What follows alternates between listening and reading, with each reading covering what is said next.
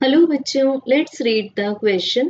Present question assertion and reason दो statements पर based है। assertion में कहा गया है two particles moving in the same directions do not lose all their energy in a completely inelastic collision, and reason है principle of conservation of linear momentum holds true for all kinds of collisions। सो बच्चों यहाँ हम मान लेंगे दो particles. Suppose first particle का मास है m1 and that of second particle is m2। First particle की इनिशियल स्पीड है u1 एंड सेकेंड पार्टिकल की है इनिशियल स्पीड u2 और इनमें हो जाता है एक कंप्लीटली इन इलास्टिक कोलिजन। सो बच्चों उस समय एक कंपोजिट बॉडी बन जाते हैं और एक uniform constant common velocity v से मूव करने लगते हैं। सो यहाँ पर हम अप्लाई कर सकते हैं the law of conservation of linear momentum. So इस लॉ के अकॉर्डिंग जो हमें कोलिजन के पहले मोमेंटम मिलेगा that is m1u1 plus collision के पहले सेकेंड बॉडी का मोमेंटम m2u2 इक्वल्स टू हो जाएगा कोलिजन के बाद के मोमेंटम के that is the total mass of the body multiplied by v।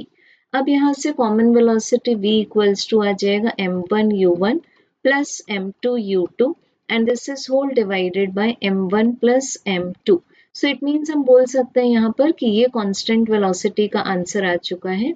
अब अगर हम काइनेटिक एनर्जी में लॉस चेक करेंगे that is the change in the kinetic energy which is equals to the initial kinetic energy minus final kinetic energy। So बच्चों हमारे पास initial kinetic energy है half within bracket m1u1 square plus m2u2 square. ये collision के पहले की total kinetic energy है minus half within bracket m1 plus m2 multiplied by v square.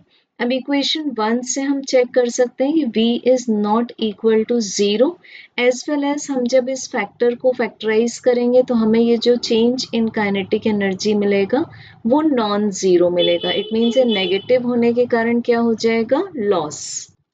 सो यहाँ पर पूरी की पूरी काइनेटिक एनर्जी का लॉस नहीं होता। सो एजर्शन ट्रू है एज वेल एज रीजन भी ट्रू है क्योंकि सभी टाइप के कोलिजन्स के लिए लीनियर मोमेंटम कंजर्व होता है।